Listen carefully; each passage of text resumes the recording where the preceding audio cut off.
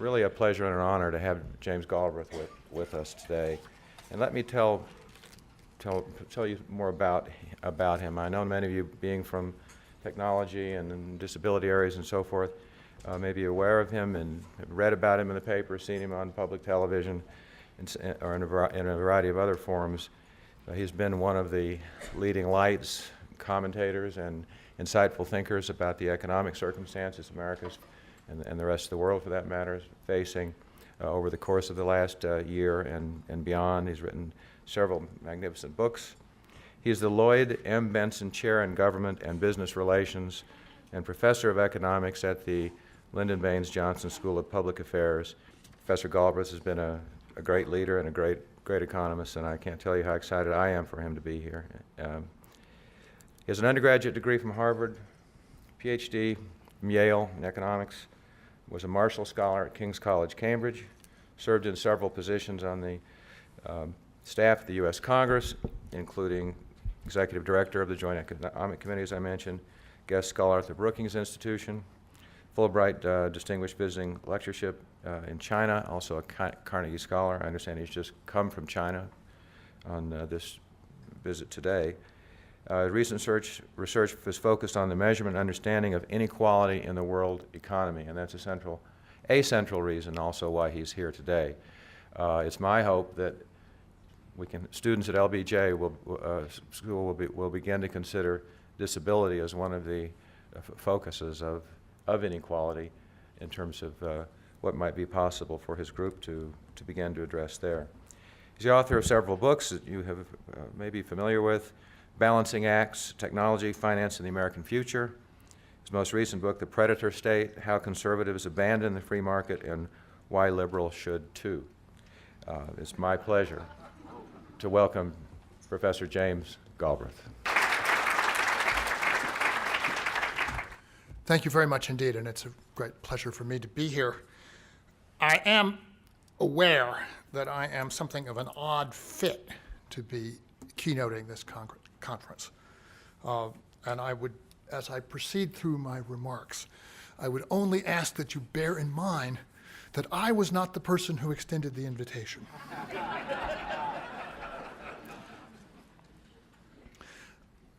I will do my best to offer some reflections that may bear in perhaps oblique ways, but I think perhaps not insignificant ways, on some of your concerns. And in particular, I think what I have to say may touch on how the events through which we are passing may affect and even transform the social environment in which individuals will come to operate in years to come. Also the standards of success and accomplishment that we will apply in the future, and how they may differ from those that have applied in the immediate past. I will do so largely by addressing not the issues that I know concern you, but the issues that concern me. I'm more familiar with those. And I should say, I will, had I chance to do it again, I would simply have simplified my title to read very simply, Cognition and the Crisis. I spent the last 2 years, and certainly the last year in an extremely intensive way, working on the problems thrown up by the financial events that became the dominant fact in our public lives, and also in large extent in our private lives, in September and October of 2008. I cannot claim that I spent my entire career before that working on financial crises, but the theoretical tradition in economics in which I was raised was certainly familiar with the phenomenon. In 1955, my father made his literary reputation with the publication of a small book called The Great Crash, 1929, which has been continuously in print, I might say, ever since. and which in many ways laid down the template for an argument about the significance of financial events of this kind, traumas of this kind in American life. The key figure in the post-war period working on these issues was an obscure loner who spent most of his career at Washington University in St. Louis named Hyman Minsky, whose most important book, Stabilizing an Unstable Economy, appeared in the late 1970s. And I read it at the time and reviewed it at the time. It was not a book which carried very far in the economics profession. I entered professional life in the middle 1970s on the staff of the US Congress, as you've heard, and I found myself initially on the staff of the Banking Committee of the House of Representatives, involved immediately and continuously with the cycle of financial instability and crises which began to emerge at that time, very much on the periphery of the larger intellectual life of the economics profession, but very much at the center of the lives of those who were affected. The crisis in the finances of the city of New York in 1975-76, the rescue of the Chrysler Corporation in 1979, the massive crisis that affected the third world and the solvency of the US banking system in the early 1980s, and then through the 1990s, the events that led up to the crisis in Asia in 1997, to the crisis in Russia in 1998. And then as these events came back and these processes came back to become a dominant feature of American economic life, the bubble and bust of information technology sector in the late 1990s and 2000, and ultimately the events which were largely centered in housing that have led to the sensational and in many ways system-altering circumstances that we presently face. That's the course of one person's professional engagement, professional and public engagement. And if you go through this over a lifetime, I can tell you, you get a feel for the rhythm of these things, for the fact that they tend to consume one class of assets after another, and for the sense that they grow larger and more threatening, and each one is contained and each one is dealt with, simply sets the stage for a subsequent and larger set of problems going forward. So one develops, as I say, a certain instinctive or experiential feel for these developments.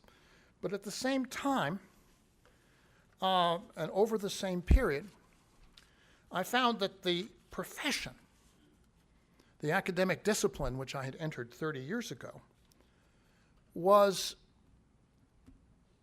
systematically and perhaps even increasingly disengaged from these concerns. There was some practical work. Each of these crises would inspire academic conferences, as you might imagine, occasional studies, books compiling the papers that were written as the events developed. There was some emergence of economic theory relating to these questions in an effort to understand them, turning largely on the concept of the bubble, which is, I would describe as an effort to express a metaphor in mathematical terms, something that I think is very much what economists try to do with their time.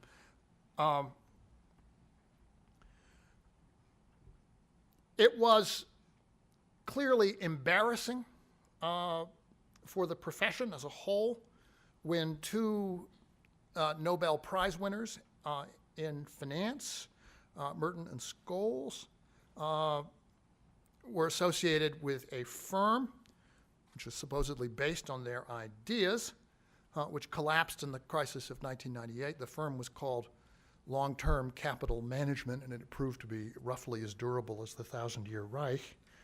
But in general, the main lines of thinking in economics rejected the study of crisis and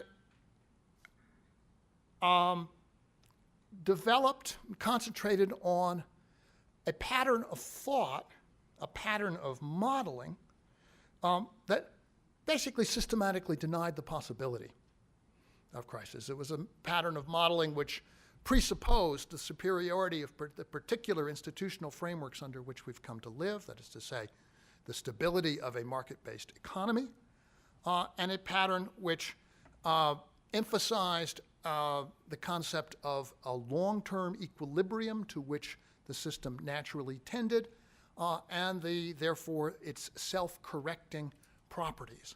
So it became very difficult for economists even to talk about the problem of unemployment as a phenomenon affecting people in an involuntary sense, still less to talk about the risk that the system itself might prove intrinsically unstable, intrinsically fragile, intrinsically prone to collapse.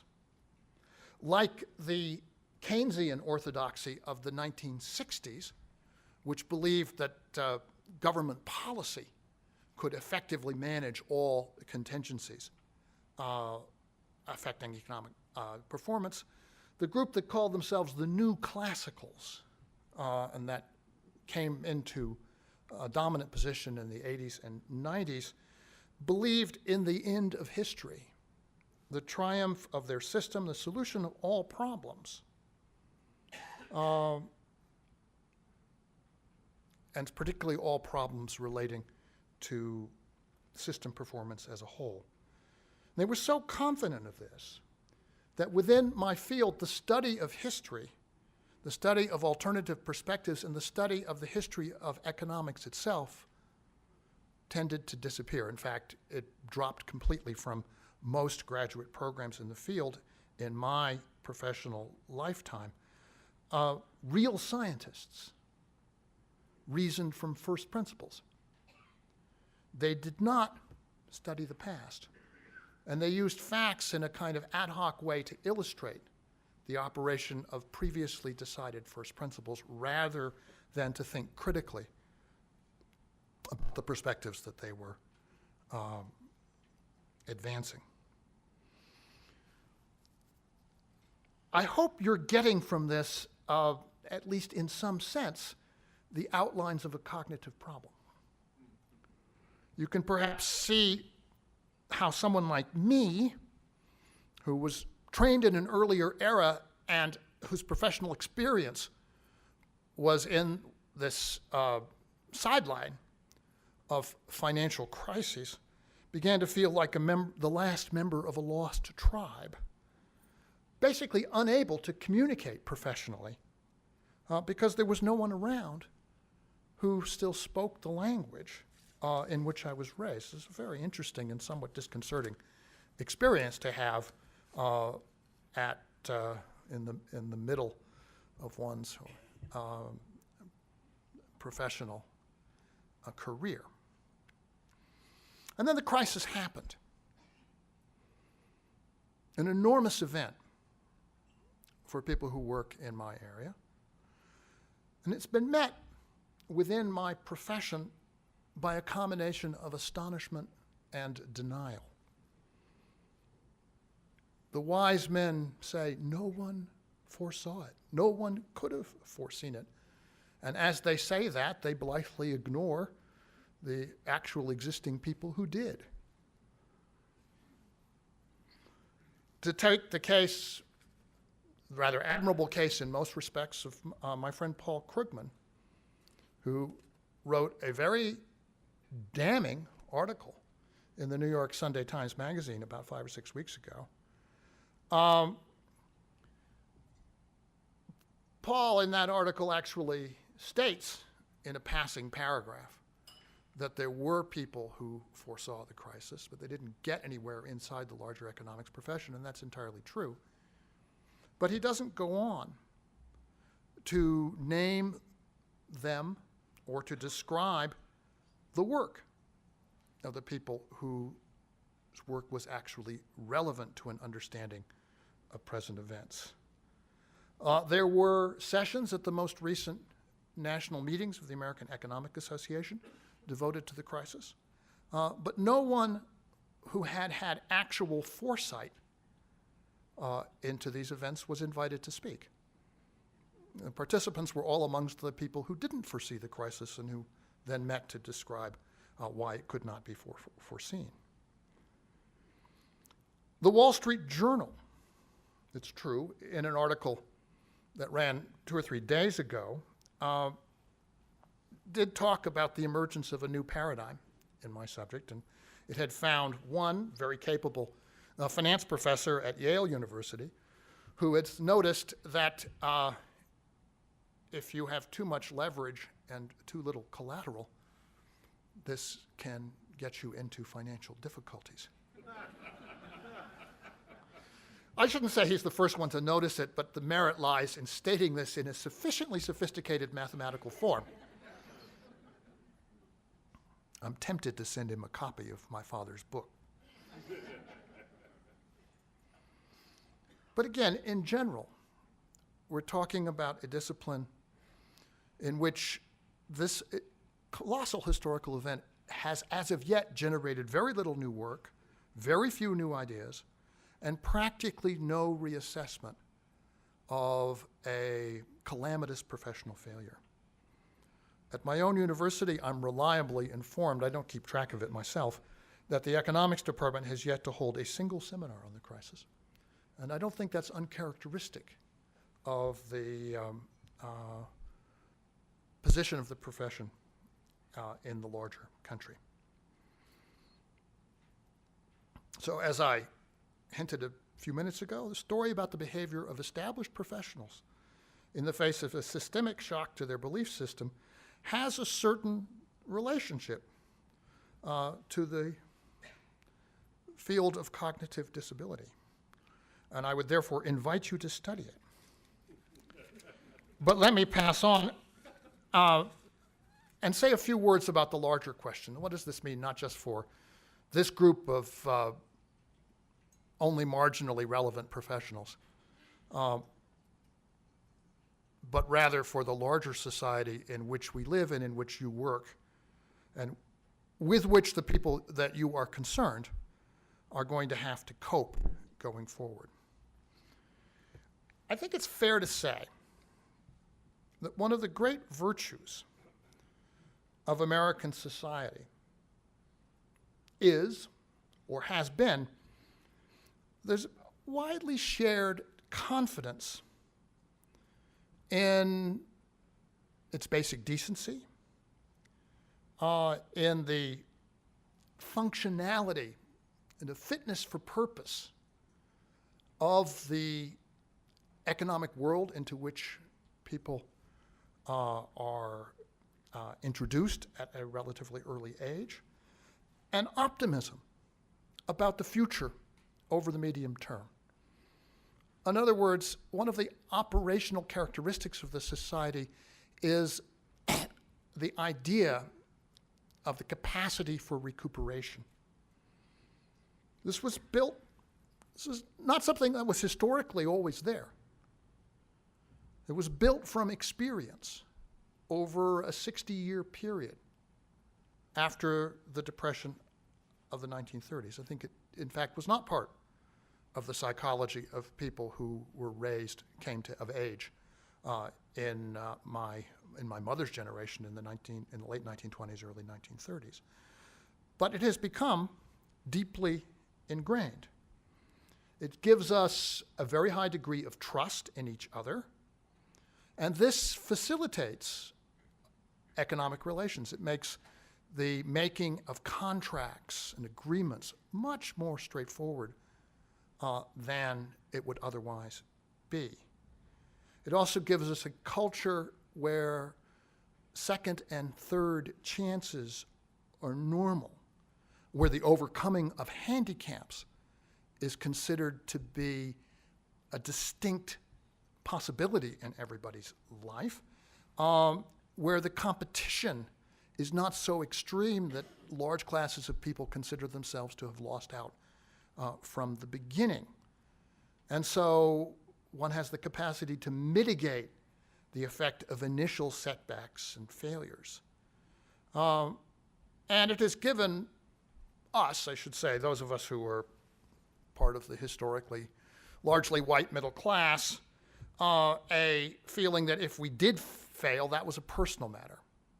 To say it was not a group matter. It's not true of all elements of our society, because there is obvious patterns of discrimination that affect groups, and groups are justifiably aware of it. But for a very large part of the society, the sense that that failure was a personal matter and not a feature of the broader system. All of which lent to the system a very high degree of legitimacy in the eyes of the largest number of people participating in it. We see this optimism today carrying over in the discourse of politicians and the press with respect to the crisis. We use the word recession, a clearly temporary term, which in our experience is followed by recovery. One already sees seminars and meetings that are entitled "The Economy Post-Crisis," or questions get posed. I'm on television quite a bit, and I'm frequently asked whether we are taking appropriate steps to prevent it from happening again, as though it were already over. So this is part of the way we think about things, and it's not a bad thing if it corresponded to the reality, or at least it wouldn't be a bad thing. There is, in economics, professional reinforcement for this in some new work. Professor George Akerlof and at Berkeley, Rob Schiller at Yale have a book entitled Animal Spirits, which emphasizes the feedback loop from psychological predisposition to recovery itself. That is to say, everything depends upon confidence. I fear that much of this type of thinking is reflexive. It's a product of our national culture rather than based upon a reasoned analysis of the events through which we are passing. What I suspect is that the crisis will confound these expectations for quite a long time. And I have two basic reasons for thinking that. And I think they are fairly well known to ordinary observers. But they have not been, so far as I can tell, adequately assimilated into either the professional discussion in my field or the popular discussion, the popular sensibility of the press or of the political leadership. The first reason concerns the character of events that led to the crisis in the first place. It is very different from the business cycle fluctuations of most of the post-war period, most of which were actually set off by shocks emanating from abroad. The oil crisis of the 1970s is an example, or policy actions intended to discipline the system because it was getting out of control in one respect or another, usually because of rising inflation. That is to say, specific tightening of policy by the Federal Reserve. This is not what has happened this time. This crisis is rooted in a very profound abuse of power. And the rise under cover of that abuse of what I think is fair to call a culture of corruption at the very heart of the financial sector. The abuse was the opportunistic deregulation and desupervision of financial firms. That is to say, the creation of an environment in which conduct which 20 or 30 years previously would clearly have been prohibited, would clearly have been, and was when it emerged, attacked by vigilant regulators and by conscientious prosecutors, became not only tolerated, but quickly the norm in a major part of the industry.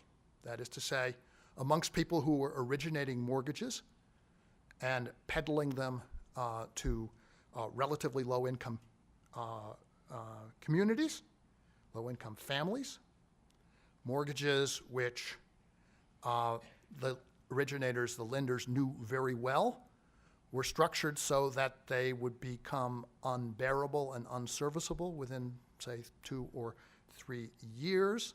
Mortgages whose values were exaggerated by appraisers who were paid to overstate the value of the homes on which they were based, all for the sake of maximizing the fees, because the system made it possible for those mortgages, however unreliable, to be sold within a very short period of time to a system, to the securities underwriters, who would then package them, present them to the ratings agencies, which would then sanctify them with a AAA rating and pass them along to the broad investment community. The culture of corruption that resulted from this permissive regulatory environment can be documented by an audit of the loan book, that is to say, of the documentation behind these loans, audits which have not systematically occurred. And I think the reason for it is that the government does not wish to know, very straightforwardly, because the consequences of doing a systematic survey would lead to conclusions requiring action on a scale that the government does not wish to contemplate.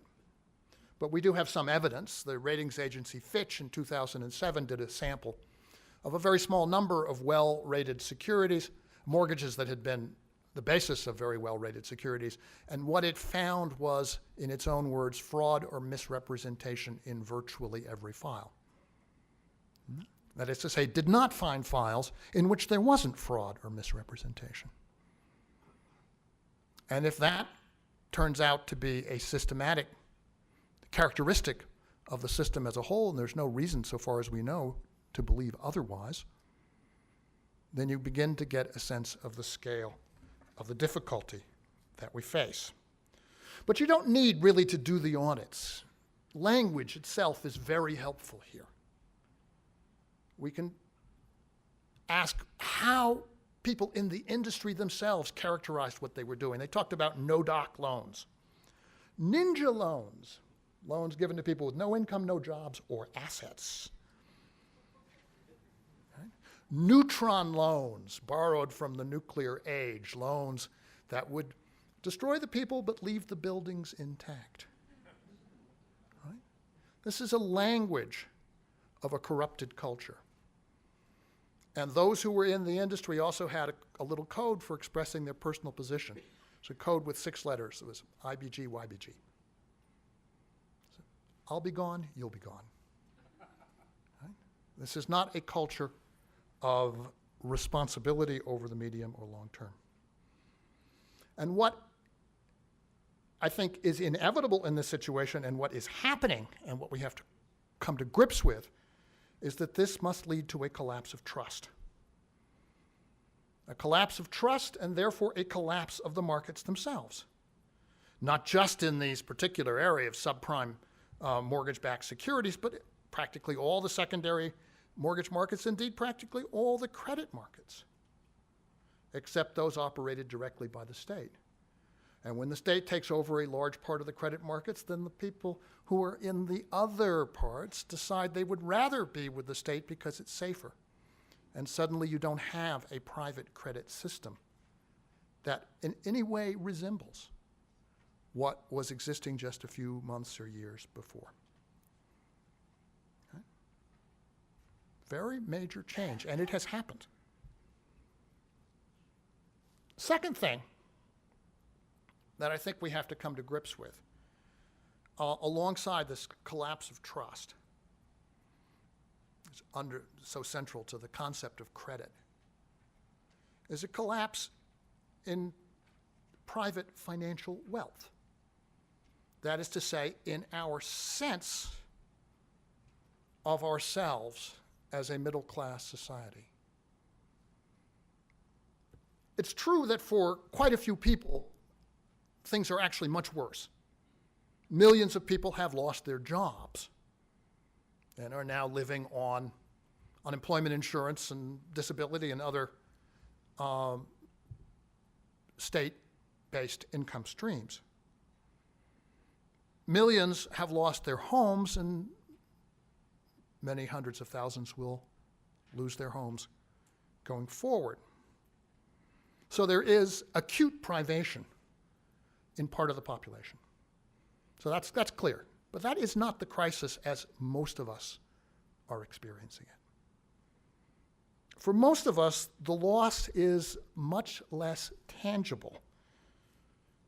It's in those statements that come in on a monthly basis, the value of the stocks held in a retirement account, the interest return on a cash holding, and above all, something which is not actually recorded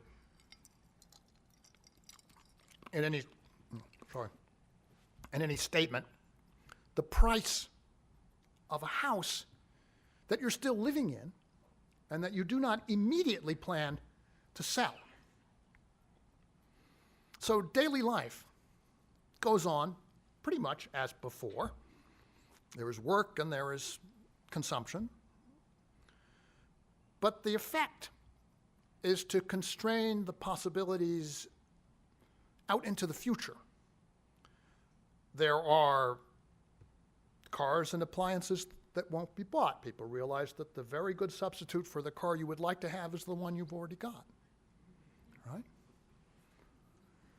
There are professional risks that you might have taken when you had a large financial cushion that you won't take now. There are entry-level jobs that your children will not be able to get.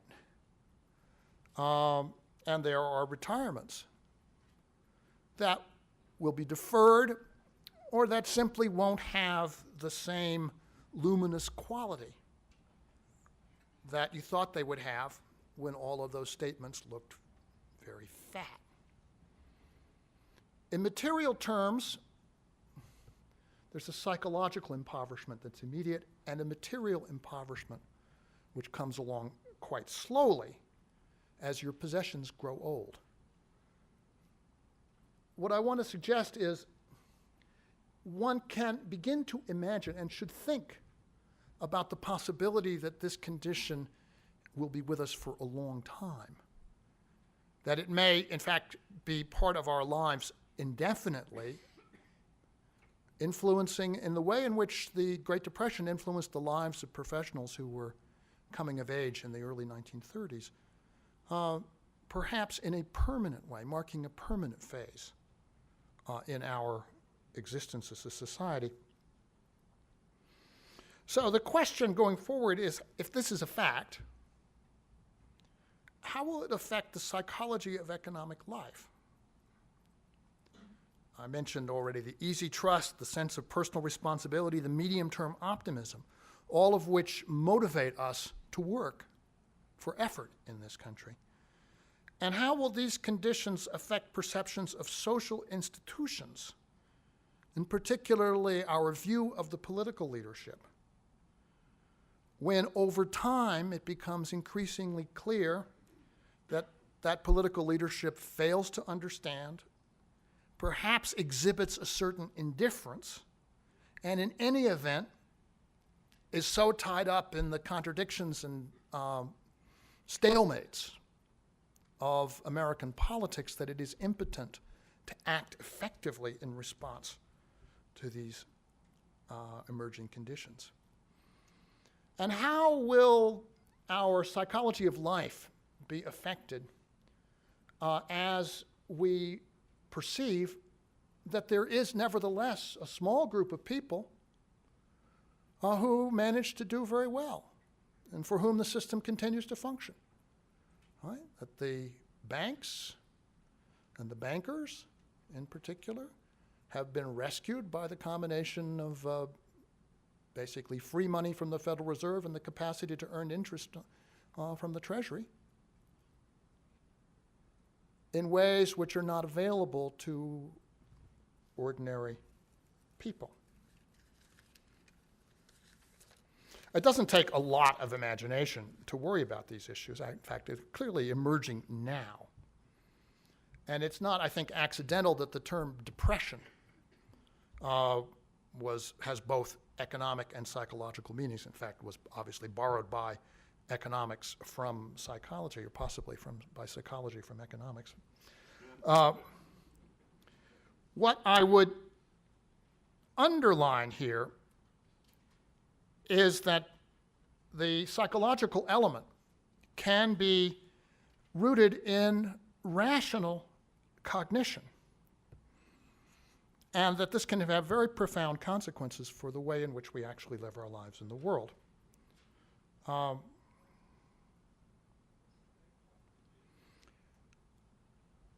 Those consequences are obviously very far from benign.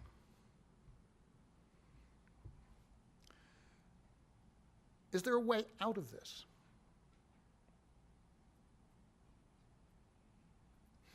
I cannot say to you that I'm optimistic about the spontaneous resurrection of everyone's financial wealth. That would be the easy way out. It is certainly a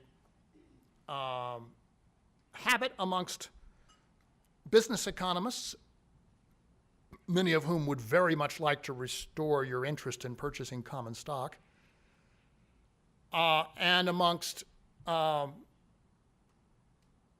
economists associated with the financial markets, to always predict that there will be a recovery starting in 6 months. You can look it up. It's just, since you don't know what's going to happen in 6 months, you might as well say 3% from that point forward. And in fact, there will be, no question about it, there is already underway the influence of stabilizing forces, the very large deficits, and the very easy monetary policy that we put in place over the last year. But these forces, while strong enough to prevent a complete and immediate collapse, are, in my view, not strong enough to deal with the issues that I just raised, and in particular with the problem of the exhaustion of the financial wealth of the American middle class. So what could be done? There are two things here, it seems to me, that are possible. One is political action. The state is large, it is powerful, it has institutions which were created in the New Deal in the Great Society, which impart to it a capacity and a stability that it did not have 70 years ago. It's the reason why you can get refunded for 5 years on these important work that you're doing in the present environment. That is not, I think, coming from private charity.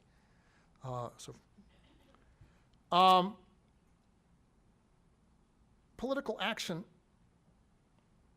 also has a second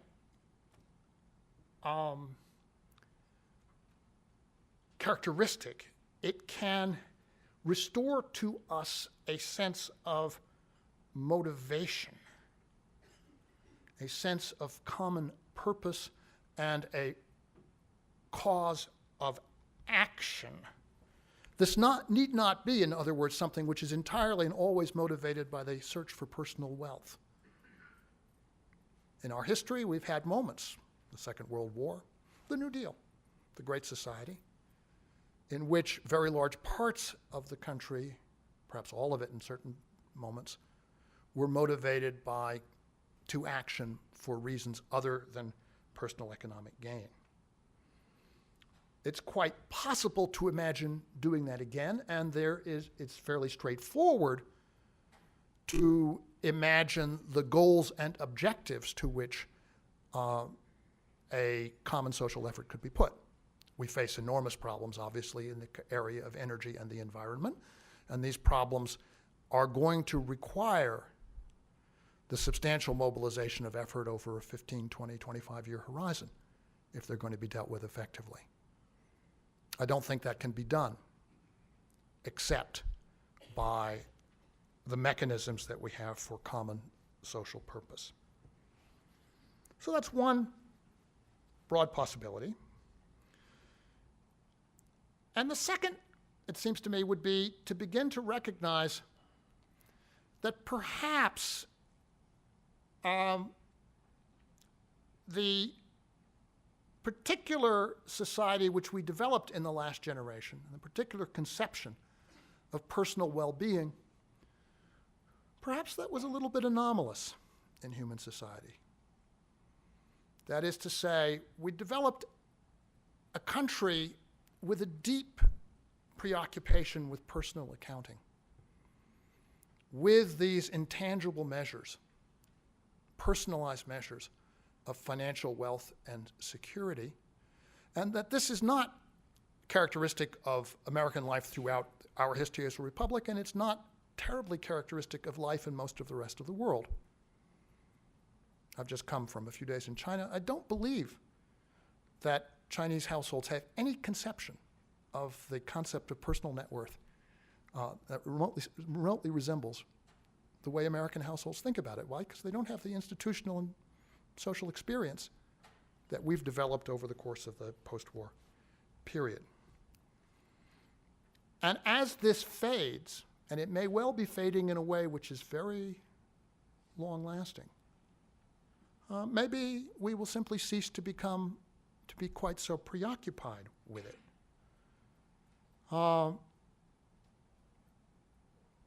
Maybe we could begin to develop a society in which our work, our cultural accomplishments, our social life, our sense of fairness, the general standard for the whole population, your work with helping people who come into society with disabilities and impairments, where these things become the true and dominant measure of how well we're doing. And if we did that over a period of time, that would also perhaps not be a bad way out of the problem that we're facing. Thanks very much.